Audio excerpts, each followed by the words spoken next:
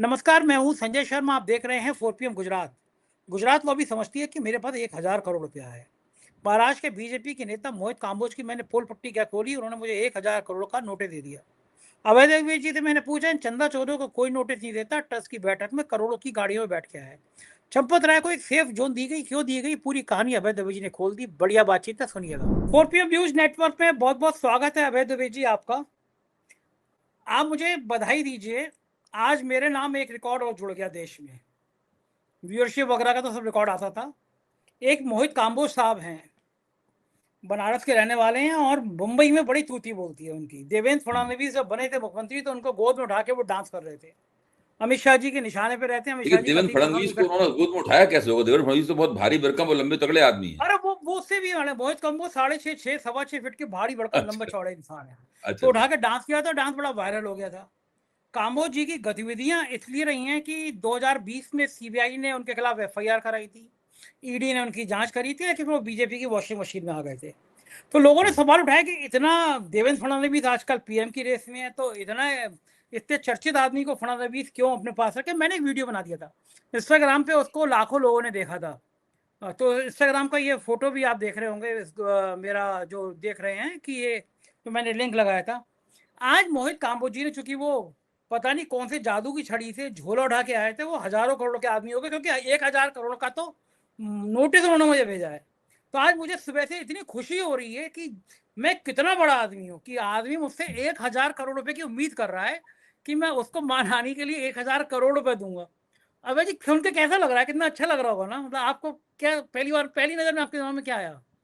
नहीं नहीं, उन्होंने आपको 1000 करोड़ का नोटिस दिया है तो कुछ ना कुछ तो उन्होंने आपकी हैसियत बढ़ाई दी। हालांकि आपकी हैसियत पहले ही कम नहीं है, मैं ये नहीं मानता हूं, उनके नोटिस से ही बढ़ी है। आपकी हैसियत पहले से भी बढ़ी हुई है।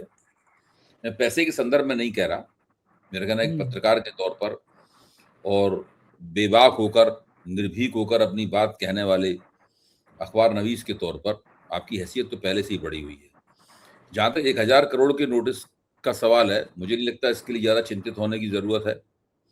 ये अपने आप में एक तरह का फ्रॉड लग रहा है मुझे, क्योंकि मेरी जहां तक कानूनी जानकारी है, अगर आप वास्तव में किसी को 1000 करोड़ रुपए का दावा करते हैं तो आपको उसका एक निश्चित प्रतिशत जो है अदालत में जमा करना पड़ता है। कंबोज हो चाहे कोई हो, उनको भी 1000 करोड़ का आपको नोटिस देने में एक परसेंटेज अदालत में जमा करना पड़ेगा। अभी तो उन्होंने आपको एक पत्र भेजा होगा कि हम आपको 1000 करोड़ का दावा कर देंगे, यही होगा उसके अंदर मेरे ख्याल से। यही है। हाँ हाँ, यही माफी है। वाफी नहीं मांगी तो 1000 करोड़ का दावा कर हाँ देंगे, हाँ, कुछ कुछ इसी तरह की भाषा। आप उनको चैलेंज कर दो कि वो 1000 करोड़ का दावा आप पे कर दें, वो कर ही नहीं पाएंगे आपके ऊपर।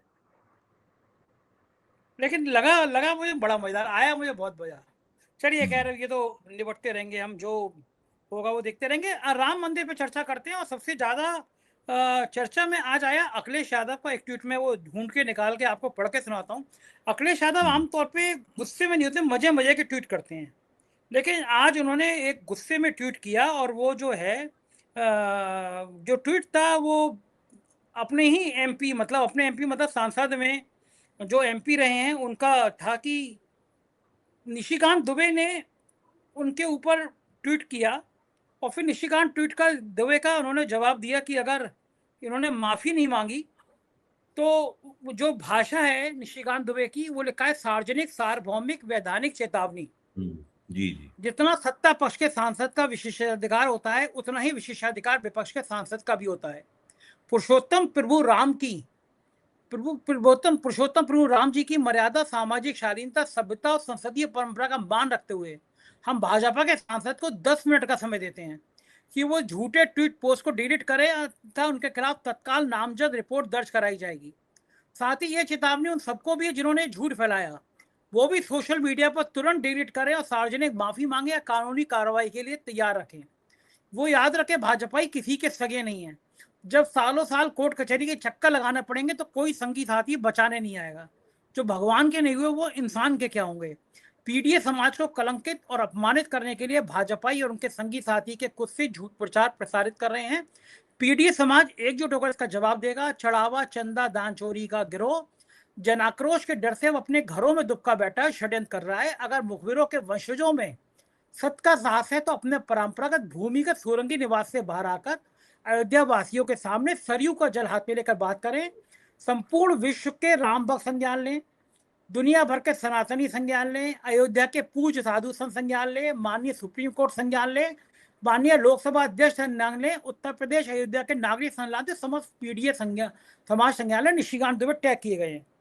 निशिकांत दुबे और सोशल मीडिया पे कुछ लोग आरोप लगा रहे थे कि टिन्नू यादव जो एक अभियुक्त जिसको मीडिया बहुत प्रचारित कर रही थी, वो अखिलेश यादव का बड़ा करीबी था, उसने बात की, जबकि अखिलेश यादव ने इसका खंडन किया। निशिकांत दुबे का इस तरह का आरोप लगाना किस हद तक ठीक है? क्या ये चंदा चोरी की कहानी किसी और दिशा में मोड़ी जा रही है? देखिए, जहां तक टिन्नू यादव का सवाल है, कौन नहीं जानता कि वो किसका ड्राइवर था। टिन्नू यादव चंपत राय का ड्राइवर था। चंपत राय कौन है? चंपत राय बंसल विश्व हिंदू परिषद के अंतर्राष्ट्रीय उपाध्यक्ष हैं। अशोक सिंघल के खास आदमी थे वो। अशोक सिंघल का जब देहांत हुआ तो चंपत राय बंसल को उनकी जगह बैठाया गया, उनको राम जन्मभूमि आंदोलन का इंचार्ज बनाया गया, और जो ट्रस्ट बना तो उस ट्रस्ट का जनरल सेक्रेटरी बनाकर उन्हें उसके चलाने की जिम्मेदारी भी दी गई। तो टिन्नू यादव की सारी जिंदगी चंपत राय बंसल के साथ गुजरी है, और मैं कहना तो नहीं चाहता लेकिन आज दिल कर रहा है कह ही दूं इस बात को। ये डासना के पास जो एक स्वामी जी हैं, आप जानते हैं डासना कहाँ पे है? डासना के पास जो स्वामी जी हैं, उनका वीडियो पूरे सोशल मीडिया में वायरल है। उसको लाखों लोग देख चुके हैं, जो चाहे वो देख ले। इसमें उन्होंने क्या कहा है टिन्नू यादव और चंपत राय बंसल के आपसी संबंधों के ऊपर। अब मैं उसको दोहराऊंगा नहीं यहाँ पे, क्योंकि वो शालीनता की और मर्यादा की सीमाओं का अतिक्रमण करता है, मैं वो नहीं करूंगा। देखिए, ये जो राम मंदिर के घोटाले का जो भांडा फूटा है, ये ऐतिहासिक है। भारत के इतिहास में इससे बड़ा घोटाला कोई नहीं हुआ। न पैसे के, न संख्या और मात्रा में हुआ इतना बड़ा घोटाला, और न ही नैतिकता के दृष्टिकोण से इतना बड़ा घोटाला हुआ। मेरी अपने आकलन के अनुसार ये 1000 करोड़ से 2000 करोड़ रुपए के बीच का घोटाला है। ये बहुमुखी घोटाला है। इसके 3 आयाम हैं। पहला आयाम है जमीनों की खरीद में किया गया घोटाला, दूसरा आयाम है चढ़ावा चोरी में किया गया घोटाला, तीसरा आयाम है निर्माण सामग्री में लिया गया 40% कमीशन। और सबसे बड़ी बात यह है कि उन लोगों ने घोटाला किया जो अपने आप को राम मंदिर के निर्माता मानते थे, जो ये मानते थे या प्रचारित किया जाता था कि राम मंदिर इन्हीं के त्याग और बलिदान से बना है। अच्छा, अब राम मंदिर क्या है? राम मंदिर एक राजनीतिक मंदिर है, ये आध्यात्मिक मंदिर नहीं है, ये एक राजनीतिक मंदिर है। इसकी प्राण प्रतिष्ठा भी एक राजनेता ने की है। इसकी प्राण प्रतिष्ठा किसी शंकराचार्य ने, किसी वैष्णवाचार्य ने, किसी अखाड़े के महंत ने नहीं की है। ये एक राजनीतिक व्यक्ति ने की है, जिसका आध्यात्म से, धर्म से, कर्मकांड से, पौरोहित्य से या किसी किस्म के ज्ञान और विद्वत्ता से कोई संबंध नहीं था। उसकी एकमात्र विशेषता ये थी कि वो चुनाव लड़कर भारत का प्रधानमंत्री हो गया था। उसने ही प्राण प्रतिष्ठा की है। राम मंदिर एक विचारधारात्मक मंदिर है। इसका तुलसीदास जी के रामचरितमानस में जो जिस राम का चित्रण है, उसका मंदिर नहीं है ये महर्षि वाल्मीकि की रामायण में जिस राम का मर्यादा पुरुषोत्तम के रूप में चित्रण है, उसका नंबर नहीं है। ये राष्ट्रीय स्वयंसेवक संघ का स्पेशल राम है। ये विशेष किस्म का राम है, जिसको नागपुर में राष्ट्रीय स्वयंसेवक संघ के जो रणनीति के कक्ष हैं, उन कक्षों में बैठ कर गढ़ा गया है इस राम को, और पूरे हिंदुस्तान की आम जनता के ऊपर इस राम को प्रचार माध्यमों का सहारा लेकर थोप दिया गया है। तो ये जो मैं बात कह रहा हूं, इसके महत्व को समझना बहुत जरूरी है। इन सब लोगों ने इस मंदिर को बनाया और श्रद्धा में विगलित होकर न जाने कितने लोगों ने अनाप शनाप अपनी गाढ़े पसीने की कमाई इसकी जो 40-42 दान पेटिकाएं हैं उनके अंदर डाली। अच्छा, वो केवल नकदी लेकर वहां क्यों गए, ये भी एक बड़ा प्रश्न है। वो फूल लेकर वहां नहीं गए, वो फल लेकर वहां नहीं गए, वो पेड़ा या बताशा मिठाई लेकर वहां नहीं गए, जबकि नैवेद्यम जो भारत में परंपरा है चढ़ावे की, उसमें नकदी भी शामिल है और साथ में ये चीजें भी शामिल हैं। राम मंदिर में मनाही है कि आप फल फलेरी और मिठाई लेकर वहां नहीं जा सकते, आप पत्रम पुष्पम लेकर वहां नहीं जा सकते, आप नैवेद्यम लेकर वहां नहीं जा सकते, आप केवल नकदी लेकर ही आ सकते हैं। राष्ट्रीय स्वयंसेवक संघ के नियंत्रण में जितने भी मंदिर हैं इस देश में, उसमें सोमनाथ मंदिर उनके नियंत्रण में है और रामलला का मंदिर उनके नियंत्रण में है। इन मंदिरों में उन्होंने एक तो पुरोहितों को बाहर कर दिया है, साथ में चढ़ावे की जो भारतीय परंपराएं हैं, सनातन धर्म की परंपराएं हैं, उन परंपराओं को नष्ट कर दिया है और श्रद्धा का और आस्था का रोकड़ीकरण कर दिया है, नकदीकरण कर दिया है पूरी तरीके से। आप जाएंगे उस पर नकदी चढ़ानी पड़ेगी आपको। नकदी जैसे ही आप दान पात्र में डालेंगे, चंपत राय सरीखे जो राष्ट्रीय स्वयंसेवक संघ के प्यादे हैं, वो उस नकदी को खुफिया तौर पर वहां से हटाकर कहीं और पहुंचा देंगे। जांच का असली मुद्दा यह है कि वो कहीं और क्या है, वो खजाना कहां बना हुआ है जहां पर ये सब चीजें पहुंचाई जाती हैं, वो खजाना कहां है। असली मुद्दा यह है, वो खजाना नागपुर में है या वो खजाना दिल्ली में राव दीनदयाल उपाध्याय मार्ग पर बने हुए भारतीय जनता पार्टी के दफ्तर के पास या इर्द गिर्द कहीं है, ये झंडे वालाओं ने बने हुए राष्ट्रीय स्वयंसेवक संघ के दफ्तर के पास है, या कर्नाटक में जहां पर गोपाल राव दत्तात्रेय होसबोले की मुलाकात होती है वहां पर कहीं है। वो खजाना कहां है, ये असली मुद्दा है। जब तक इसकी जांच नहीं की जाएगी कि ये हजारों करोड़ रुपया अयोध्या से कहां गया, ये मनी ट्रेल जिसका पता लगाया जाना चाहिए। अगर घोटाला हुआ है तो उस घोटाले की कोई मनी ट्रेल होगी। वो 80 लाख रुपया जो लोगों के पास मिला हुआ दिखाया गया है, वो तो उस मनी ट्रेल का आधा फीसदी भी नहीं है, कुछ नहीं है। वो तो बनावटी है पूरा का पूरा मामला। देखिए, असली सवाल यही है संजय जी कि राम मंदिर से जो पैसा चुराया गया, वो पैसा गया कहां। ये चंपत राय, गोपाल राव और अनिल मिश्रा और टिन्नू यादव सरीखे और लवकुश मिश्रा सरीखे छुटभइयों के जेब में न इतनी दम है, न उनके पेट में इतनी जगह है कि इतना बड़ा घोटाला वो उसमें संभालें। असली बात यह है कि इन लोगों ने जो माल भेजा, वो माल कहां गया। ये बात चंपत राय को पता है कि माल कहां गया। किसको पता है? हमें, आपको नहीं पता है। चंपत राय को तो पता है, कि अनिल मिश्रा को पता है, ये गोपाल राव को पता है वो माल कहां गया। और इसीलिए इन लोगों को बचाया जा रहा है, इन लोगों को इस्तीफा दिला दिया जा गया। गोपाल राव से तो इस्तीफा भी नहीं लिया गया भाई। आज जो मणिराम छावनी में जिसकी जो बैठक हुई, राम जन्मभूमि ट्रस्ट की जो बैठक हुई, उस बैठक में केवल 2 ही लोगों के इस्तीफे पर तो विचार किया गया, चंपत राव और अनिल मिश्रा के। तीसरा बंदा तो गोपाल राव है, दत्तात्रेय होसबोले का खास आदमी है, जिसका भतीजा थोड़े दिन बाद एक बोरे में सामान भर के कर्नाटक ले जाता था और वहां से खाली हाथ हवाई जहाज में चढ़ के आता था, ट्रेन से जाता था, जहाज में आता था। उस गोपाल राव से इस्तीफा नहीं मांगा गया। देखिए, जब तक इन रहस्यों का अनावरण नहीं होगा, तब तक ये जांच पूरी नहीं होगी और लोगों के दिमाग में ये सवाल गूंजते रहेंगे कि इन सवालों का जवाब क्यों नहीं मिल रहा है। असली बात ये। अच्छा अभय जी, अभी भी इतनी बेशर्मी वाली बात है कि सादगी का पर्चा देते ट्रस्ट के लोग आज भी वेलफेयर जो करोड़ों की गाड़ी है उससे, फॉर्च्यूनर ऐसी गाड़ियों से बैठ के बैठक में शामिल होने आए। ये करोड़ों की गाड़ियां कहाँ से आ रही हैं, ये फॉर्च्यूनर कहाँ से आ रही हैं। ट्रस्ट के लोगों पे इसकी पड़ताल हुई कि ट्रस्ट के लोग अचानक रातों रात ऐसे कैसे हो गए कि जुड़े हुए लोग करोड़ों की जमीनें खरीद रहे हैं, करोड़ों की। मैं आपकी बात से सहमत हूँ। ट्रस्ट के लोगों ने भी करोड़ों कमाए हैं। उन्होंने वेलफेयर गाड़ी खरीद ली है, फॉर्च्यूनर गाड़ी खरीद ली है, रेंज रोवर खरीद ली होगी जो उससे उनसे भी ज्यादा महंगी है, मर्सिडीज खरीद ली होगी, BMW खरीद ली होगी, हो सकता है। इन लोगों ने कुछ घर बना लिए होंगे, हो सकता है इन लोगों ने होटल बना लिए हों, रिजॉर्ट बना लिए हों, वृंदावन में, मथुरा में, अयोध्या में कुछ कर लिया हो। लेकिन ये सब करके अगर हम ये मान लें कि ये जो 8 लोग जेल में इन्होंने कितना कितना कमाया होगा?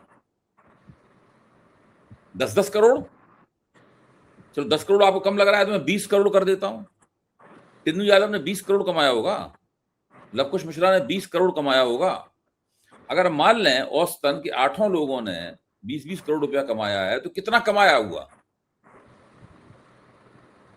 अगर 20 करोड़ रुपया कमाया है उन्होंने, कितना कमाया होगा? 160 करोड़, यही तो कमाया होगा।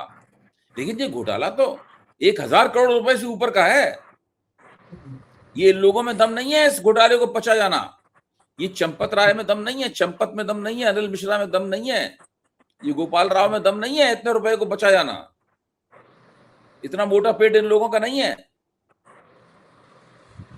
ये रुपया किसी और ने चापा है, उसका पता लगाया जाना चाहिए, ये मैं कह रहा हूं। अच्छा, एक बात आज बिल्कुल मेरे को, आप सुबह से 5 लोगों ने कही सेम बात कही, ये कहा कि ये कहीं ऐसा तो नहीं है ये मोदी जी की चाल है संघ को तबाह कर देने को, संघ को बर्बाद कर देने को, और ये जनता का में चर्चा का विषय बन गई ये बात। नहीं, इसके लिए हमें ये सोचना पड़ेगा कि आखिरकार मोदी जी संघ को अगर तंग कर रहे हैं तो उसके पीछे उनका मंतव्य क्या है? बीजेपी ने कहा था ना संघ की जरूरत नहीं मेरी है। समझ में तो एक ही मंतव्य आता है, मेरी समझ में एक ही मंतव्य आता है, वो ये आता है कि वो संघ से ये त्रिवाचा भरवा लेना चाहते हैं। हिंदू धर्म में कि 3 बार अगर आप बात कह दें हम ये काम करेंगे, ये काम करेंगे, ये काम करेंगे, तो मान लिया जाता है कि अब इस काम से आप फिर नहीं सकते। त्रिवाचा भरना कि उनका उत्तराधिकारी कौन होगा और उनका रिटायरमेंट पैकेज क्या होगा। तो वो इसके जरिए संघ से त्रिवाचा भरवा लेना चाहते हैं कि उनका उत्तराधिकारी कौन होगा और उनका रिटायरमेंट पैकेज क्या होगा। ये है असली बात।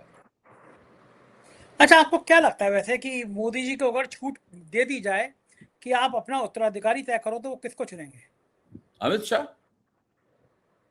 अमित शाह ना? और कोई दूसरा ही नहीं। और आजकल अमित शाह बहुत शक्तिशाली भी हो गए हैं भाई। वो मंत्रिमंडल विस्तार कब क्या होगा इसके लिए मोदी जी नहीं जाते राष्ट्रपति, बस अमित शाह जाते हैं राष्ट्रपति पर। काम तो प्रधानमंत्री का, मंत्रिमंडल तो प्रधानमंत्री का होता है, गृह मंत्री का थोड़ी ना होता है। तो इस बात की बहुत चर्चा चल रही है कि उनको उप प्रधानमंत्री बनाया जाना है,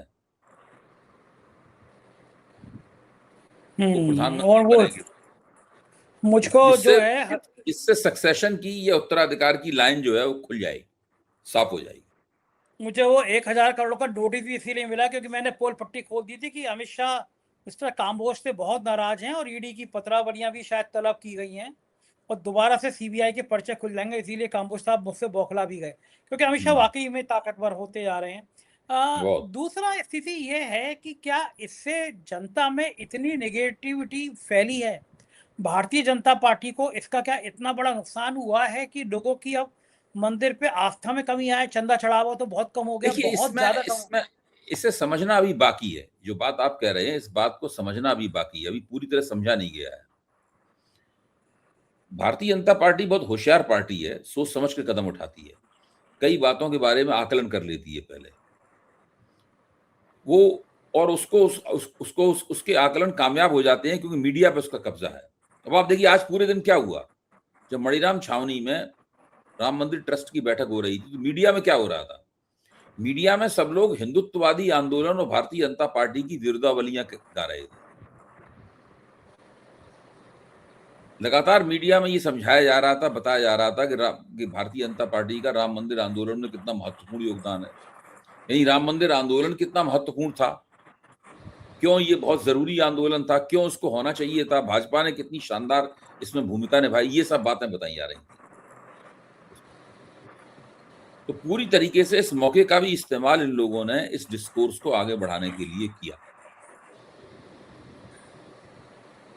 कोई नहीं कह रहा था कि राष्ट्रीय स्वयंसेवक संघ के पास माल जा रहा है, कोई नहीं कह रहा था कि नरेंद्र मोदी राष्ट्रीय स्वयंसेवक संघ के नीचे की कालीन खींच लेना चाहते हैं, कोई नहीं कह रहा था कि नरेंद्र मोदी 2024 में राष्ट्रीय स्वयंसेवक संघ ने उनके साथ जो सलूक किया था उस सलूक का बदला लेना चाहते हैं जी। तो लेकिन लोगों को पता है ना कि गोदी मीडिया कौन सी भाषा बोलेगा, उनको तो बिल्कुल पता है ना कि ये नोएडा के एंकरनियां किस तरह का डांस करेंगे, तो क्या अब ये लोगों को समझा पाएंगे? इसमें ऐसा है कि कुछ लोग तो समझ गए हैं कि ये लोग दरअसल किस किस्म के लोग हैं और उनकी बात पे किस हद तक यकीन किया जा सकता है, लेकिन ऐसे बहुत से लोग हैं जो अभी इस बात को नहीं समझ पाए हैं। तो उन लोगों को तो ये लोग प्रभावित कर ही लेते हैं। हाँ, तो ये लेकिन मैं अभी भी मानता हूं कि जब लोकसभा का चुनाव आएगा तो एंटी इनकम्बेंसी जिस तरीके से पूरे माहौल के ऊपर अपना असर डालेगी, उसको रोक पाने में ये गोदी मीडिया नाकाम रहेगा और उसका अच्छा बताइए खामियाजा नरेंद्र मोदी को उठाना पड़ेगा। अभय जी, इसी का फजीयत का ये कारण है कि बीजेपी के राष्ट्रीय अध्यक्ष पहली बार उत्तर प्रदेश गए और वो अयोध्या जाने की हिम्मत नहीं कर पाए। अखिलेश यादव ने ट्वीट भी किया कि पहली बार आ रहे हैं, अयोध्या दर्शन तो कराइए। तो क्या नितिन नवीन इसी हिम्मत से कि अयोध्या वैसा करंट बन गया है जिससे दूर रहना ही ठीक है, ऐसा हुआ? देखिए, अभी तो कोई आदमी अयोध्या नहीं जाएगा, क्योंकि अयोध्या तो अब इस वक्त भारतीय जनता पार्टी के मुकुट का मणि नहीं बल्कि उनके गले का तौक बन गया है, गले में लटका हुआ पत्थर बन गया है अयोध्या। जब से राम मंदिर उन्होंने बनाया है, नुकसान ही हो रहा है उन्हें। बहुमत खो दिया उन्होंने, अब देखो कितना बड़ा भंडा फूटा है। ठीक है, पहले हम लोगों ने अंदाज लगाया था कि इस तरह का भंडा फूटेगा, कोई नहीं। वैसे आप जो हो, आप ज्योतिष में यकीन नहीं करते हो, लेकिन जिस समय मंदिर प्राण प्रतिष्ठा हो रही थी, मेरे ज्योतिषी राजीव राय जी ने बाकायदा मेरे साथ शो किया था कि आज जो मुहूर्त है वो बड़ा खराब है, जो लोग पूजा करा रहे हैं और ये मंदिर इनके लिए बड़ा अपशगुन साबित होगा। यूपी के एक डीजीपी रहे हैं, उन्होंने मुझे फ़ोन किया अभी 3 दिन 4 दिन पहले, वो याद दिलाई कि आपके जोशी ने कहा था वही हो रहा है। तो कम से कम बात तो सही है कि लोगों ने कह दिया था कि अच्छा, आप सोचो ना, शंकराचार्यों को नहीं बुलाया आपने मंदिर में, मंदिर नहीं, का जो पूरे राजीव जी की कई भविष्यवाणियां जो हैं वो उनकी यथार्थ के नजदीक पहुंची हैं, ये मानना पड़ेगा। शंकराचार्य को नहीं बुलाया इन लोगों ने, बताओ, इतनी हिंदू धर्म के सबसे बड़े तो शंकराचार्य होते हैं। वो तो हिंदू धर्म को बदल रहे हैं ना। देखिए, वो हिंदू धर्म को बदल रहे हैं, वो शंकराचार्यों को, वैष्णवाचार्यों को, अखाड़ों के महंतों को, इन सबको बाहर कर देना चाहते हैं। यहाँ तक उनके अपने मुख्यमंत्री योगी आदित्यनाथ, जो कि गोरखपीठ के इतने बड़े महंत हैं, उनको उन्होंने पूरे मसले से बाहर प्रबंधन से बाहर कर रखा है।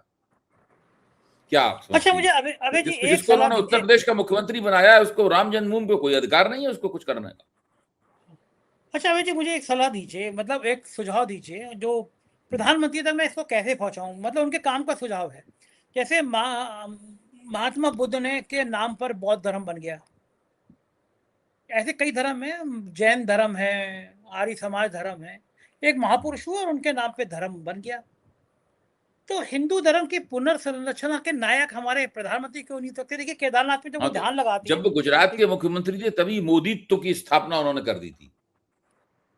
मोदी अब धर्म। आपको नहीं दिखी, हमें नहीं दिखी, तो हमारी आपकी गलती है। जब वो गुजरात के मुख्यमंत्री थे तभी उन्होंने मोदीत्व की स्थापना कर दी थी। वही मोदीत्व बढ़ते बढ़ते उन्हें भगवान विष्णु के अवतार के रूप में ले गया है। चंपत राय ने भी कहा था भगवान विष्णु का अवतार है। चंपत राय जी इस बात के सबूत हैं कि वो मोदी जी भगवान, वो साक्षी महाराज हैं, उन्होंने कहा था है। तो ऐसा नहीं होता कि हिंदू धर्म का नाम मोदी धर्म कर दिया जाए? हो सकता है, अगर आप ये प्रस्ताव रखें तो मैं उस पर गंभीरता पूर्वक विचार करने को तैयार हूं। आप क्या, तो 2/3 बहुमत हो जाएगा, सब पार्टी के एमपी तोड़ लेंगे, संसद में प्रस्ताव पास करा दें? लेकिन हमारे या आपकी मर्जी की थोड़ा वो कर सकते हैं। अब वो तो हम और आप दोनों उसको वो करेंगे। भाई, अभय कुमार दुबे ने भी इसकी सहमति व्यक्त की कि उनको मोदी धर्म कर दिया जाए। अभय कुमार दुबे कहेंगे और संजय शर्मा कहेंगे आज से हम मोदी धर्म के अनुयायी हैं, हिंदू धर्म के नहीं। हमने हिंदू धर्म बड़ी छोड़ गाली दिया है, पड़ती है। मोदी धर्म के अनुयायी हो गए हैं। अंजना ओम कश्यप को बुरा लग गया था जरासी गाली में, मुझे, हमको दोनों को बड़ी गाली पड़ती है, कैसे ब्राह्मण हो तो ऐसी ऐसी बातें करती हो, शर्म नहीं आती, नरक में जाओगे, मुसलमान हो गए हो, आतंकी हो गए हो, जिहादी हो गए हो, पाकिस्तान चले जाओ, मुल्ला हो गए हो। दिन भर ऐसे कमेंट्सों से प्यार से लोग बरसाते रहते ये हैं तो आप, तो बहुत मुझे पुरानी बात है। जब प्रभाष जोशी ने जनसत्ता में हमारे संपादक थे, उन्होंने बाबरी मस्जिद टूटी तो राष्ट्रीय स्वयंसेवक की आलोचना करनी शुरू की। उन दोनों तो इंटरनेट सब ये सोशल मीडिया नहीं हुआ करता था। मैं 1992 93 94 की बात कर रहा हूँ। तो उनको संपादक के नाम पत्र लिखे जाते थे कि तुम्हारी माँ किसी मुसलमान के साथ सोई होगी तब हाँ, तुम ये ऐसी पैदा लिखा हुए। है। यही लिखा जाता था, अच्छा, ये यही लिखा है। संस्कार बड़ी मुश्किल से सिखाया होगा कि जो ऐसे लोग लिखते हैं, उनके कहीं ना कहीं प्रोफाइल में कोई बीजेपी का बड़ा नेता उन्हें फॉलो कर रहा है, कईयों को तो प्रधानमंत्री खुद फॉलो करते हैं। तो ये संस्कार संघ सिखाता होगा, भाजपा सिखाती होगी, परिवार से आते होंगे कि ऐसी भाषा माँ के लिए लिखनी है, पिता के लिए लिखनी है। नहीं नहीं, बिल्कुल बिल्कुल, ये सब योजनाबद्ध तरीके से होता है। इस बात की ट्रेनिंग दी जाती है बाकायदा। आपने बिल्कुल ठीक कहा, ये सब चीजें बाकायदा सिखाई जाती हैं और पूरा जीवन लगा देते हैं लोग यही सब करने में। अमित मालवीय कौन है? यही सब करने की ट्रेनिंग उनको मिली है, वो दूसरों को ही ट्रेनिंग देते हैं। अच्छा, हम लोगों पे फर्क क्यों नहीं पड़ता? हमें कोई बुरा नहीं लगता? हम्म? हम लोगों में फर्क क्यों नहीं पड़ता? बुरा ही नहीं लगता? ऐसी गाली उनकी हंसी और आती है। देखिए, हम मजेदार लोग तो बात है। इनसे लड़ते हैं, हम लोग तो इनके विचारधारात्मक प्रतिद्वंदी हैं, हम इनसे लड़ते हैं। लेकिन आम तौर पे जब किसी व्यक्ति के बारे में ये कहते हैं, कहेंगे, तो उसको बहुत बुरा लगता है, उसको बड़ा ही मतलब ठेस लगती है इस बात से। और ये जब उन्हें ठेस लगती है तो ये लोग उसका आनंद उठाते हैं। भले ने भला और बुरे ने बुरा जाना मुझे, हर किसी ने अपने ही रुतबे से पहचाना मुझे। बहुत बहुत शुक्रिया अभय जी, थैंक यू। जी। ये थे अभय दुबे जी। पूरी बात आपने सुनी। सोचिए आप, भारतीय जनता पार्टी के नेताओं की कोई थोड़ी सी कलई खोल दो तो 1000 करोड़ का नोटिस भेजते हैं। मोहित काम्बोज जी झोला उठा के आए थे बनारस से, आज महाराष्ट्र में इतने बड़े आदमी हो गए कि वो सोचते हैं कि मैं उनको 1000 करोड़ रुपए दूंगा। डराने की कोशिश, वो भी 4 PM को। पूरी पूरी सरकार नहीं डरा पाई, 2 बार चैनल बंद किया, और ये सोच रहे हैं जिस पे FIR हुई हो ईडी की और CBI की, ये बात अलग है, बीजेपी की वॉशिंग मशीन में जाके साफ हो गए, वो मुझे नोटिस से डरा लेंगे। है ना मजेदार बात? मुझे आपकी राय का इंतजार है, बताइएगा जरूर। शुक्रिया, थैंक यू।